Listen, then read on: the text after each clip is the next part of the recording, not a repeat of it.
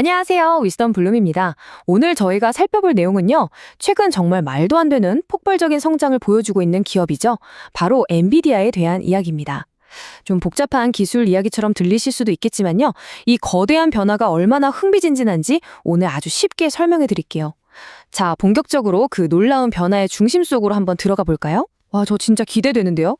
최근 뉴스 보니까 엔비디아 재무 실적이 진짜 입이 떡 벌어질 정도로 엄청나더라고요. 평소에 IT 쪽 잘 모르는 제 주변 분들도 그 이름은 다 알 정도니까요. 대체 이 회사 안에서 무슨 일이 일어나고 있길래 이러는 건가요? 세상에 816억 달러요? 1분기 매출액이 816억 달러라는 이 엄청난 숫자가 진짜 맞나요? 전년 동기 대비해서 85%나 껑충 뛰었다는 거잖아요. 아니 대체 무엇이 이렇게 유례 없는 엄청난 규모의 돈을 끌어모으고 있는 건지 너무 궁금해요. 맞습니다. 숫자가 진짜 압도적이죠? 누구라도 처음 이 지표를 보면 충격을 받을 수밖에 없어요. 그런데요, 여기서 진짜 중요한 포인트는 이 어마어마한 성장이 단지 과거의 기록으로 끝나는 게 아니라는 점입니다. 더 놀라운 건 바로 다음 분기, 즉 2분기 예상치입니다. 무려 910억 달러로 가이던스를 제시했거든요. 이게 시장의 모든 예측치를 그냥 가볍게 뛰어넘어버린 수치예요. 일각에서는 이제 곧잠 아닌가 하시는 분들도 분명 계시죠. 하지만 이 지표가 명확히 보여주는 건 지금 우리가 타고 있는 이 거대한 AI 슈퍼사이클이 아직 아주 초기 단계에 불과하다는 겁니다. 그런데 초보자 입장에서 조금 헷갈리는 게 있어요. 엔비디아는 원래 우리가 컴퓨터 게임할 때 쓰는 그래픽카드, 그러니까 GPU 부품 만드는 회사로 유명했잖아요. 지금도 그냥 성능 좋은 부품을 잘 파는 회사인 건가요? 아주 좋은 질문이에요. 사실 가장 많은 분들이 흔히 하시는 오해이기도 하거든요. 이제는 패러다임이 완전히 바뀌었다고 보셔야 합니다. 단순한 GPU 부품 회사에서 지능을 생산해내는 거대한 AI 팩토리로 진화한 거죠. 그러니까 이제 엔비디아는 부품 하나하나를 떼어서 파는 곳이 아니에요. 폭스콘 같은 거대한 고객사들을 위해서 인공지능이 스스로 생각하고 학습할 수 있는 전체 시설, 즉 AI 공장, 그 자체를 지어주는 기업으로 변신한 겁니다. 그래서 이 기업을 평가하는 기준 자체도 완전히 진화했어요. 예전에는 단순히 칩을 얼마나 싸게 만드느냐, 이른바 코어당 비용의 핵심이었거든요. 하지만 앞으로는 완전히 다릅니다. 이제는 달러당 토큰, 다시 말해서 투자한 돈 대비 얼마나 효율적으로 AI 지능을 쭉쭉 뽑아내느냐가 새로운 기준이 된 거죠. 아, 그렇게 들으니까 확 와닿네요. 쉽게 비유하자면 이런 거군요. 예전에는 자동차 타이어나 엔진 같은 부품 하나하나를 따로 팔던 회사가 이제는 아예 스스로 굴러가는 거대한 자율주행 자동차 조립 라인 전체를 통째로 기획하고 운영해서 파는 거랑 똑같다는 말씀이네요? 그런데 그 정도로 거대한 AI 공장을 돌리려면 데이터량이 정말 상상을 초월할 텐데요. 도대체 어떤 컴퓨터가 고장이나 과부하 없이 이 막대한 트래픽을 다 감당할 수 있는 거죠? 네, 바로 그 점이 엔비디아가 전 세계 시장을 압도할 수 있는 이유입니다. 오늘 제가 정말 신나게 설명해 드릴 핵심이기도 하고요. 이 엄청난 AI 트래픽을 완벽하게 통제하기 위해 엔비디아가 야심차게 꺼내든 비밀 무기가 있거든요. 완전히 새로운 맞춤형 지휘관이라고 할 수 있는데 한번 만나보시죠. 기존 시스템에서는 수많은 데이터가 얽히고 설켜서 정말 꽉 막힌 도로처럼 극심한 병목 현상이 발생했어요. 우리가 아는 일반적인 범용 CPU로는 쉴 새 없이 쏟아지는 막대한 AI 트래픽을 도저히 감당할 수가 없었던 거죠. 하지만 새로운 비라 CPU가 결합된 구조를 도입하면 상황이 180도 달라집니다. 데이터들이 막힘없이 아주 시원하게 뻗어나가는 쾌적한 고속도로, 그러니까 데이터 하이웨이가 쫙 깔리게 되는 거예요. 이걸 좀 더 자세히 들여다볼게요. 이 베라 CPU는 단순히 계산을 돕는 보조장치가 아닙니다. 이 맞춤형 두뇌는 AI가 스스로 도구를 쓰고 기억을 관리하는 아주 복잡한 과정들을 척척 전담해서 조율해줘요. 아하, 이제 완벽하게 이해했어요. 그러니까 베라 CPU는 수많은 악기들이 섞이지 않고 아름다운 화음을 내도록 지휘하는 오케스트라 지휘자 같은 역할을 하는 거네요? 덕분에 그 비싸고 똑똑한 GPU들은 골치 아픈 정리정돈에서 벗어나서 순수하게 머리를 쓰는, 생각하고 추론하는 무거운 작업에만 100% 에너지를 집중할 수 있게 되는 거군요. 와, 진짜 똑똑한 전략입니다. 그런데 듣다 보니까 문득 이런 생각이 들어요. 하드웨어가 아무리 압도적으로 좋아도 돈 많고 기술력 있는 다른 경쟁사들이 작정하고 덤비면 언젠가는 비슷한 기계를 만들어낼 수도 있지 않을까요?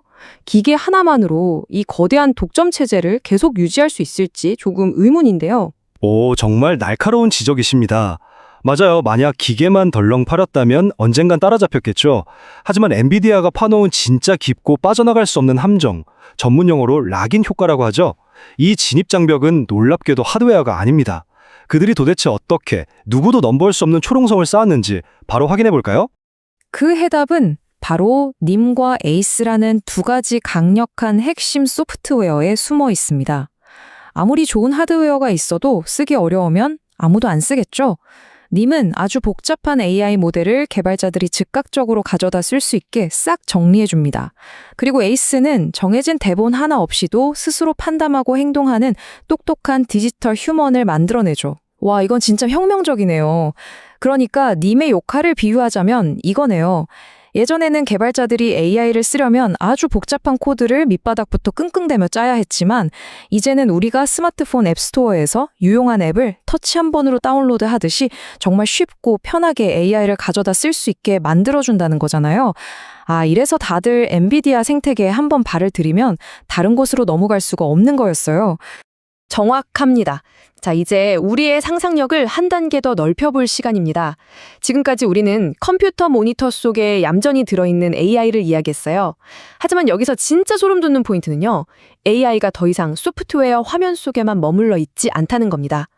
인공지능은 이제 로보틱스와 자율주행 자동차라는 몸을 딱 입고 우리가 숨쉬고 만지는 이 물리적인 현실 세계로 성큼성큼 걸어 나오고 있어요.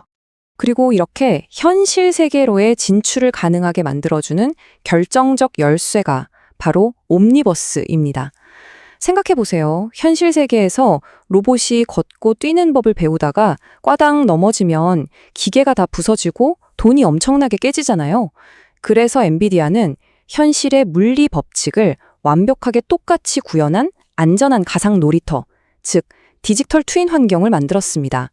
이곳에서 프로젝트 GR 로노티 같은 휴머노이드 로봇들은 고장날 걱정 없이 수백만 번의 훈련을 거치는 거죠. 세상에, 가상세계에서 그렇게 철저하게 안전성을 검증받고 학습한 완벽한 지능이 현실 세계의 로봇이나 자동차로 그대로 이식된다고요? 가상과 현실을 완벽하게 이어주는 정말 마법 같은 차원 포털이네요. 이건 뭐 경이롭다는 말밖에 안 나옵니다. 자, 그럼 지금까지 살펴본 이 엄청난 단계들을 하나의 흐름으로 쫙 연결해 볼까요?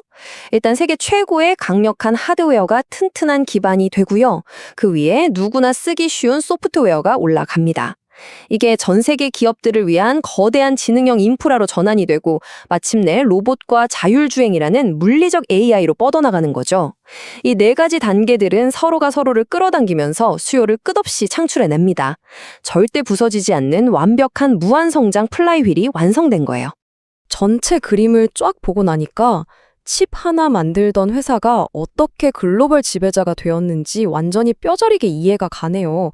그렇다면 오늘 이 설명을 함께 듣고 계시는 분들 입장에서는 앞으로 엔비디아의 어떤 점들을 주의 깊게 지켜봐야 할까요? 네, 앞으로는 몇 가지 핵심 관전 포인트를 눈여겨보셔야 해요.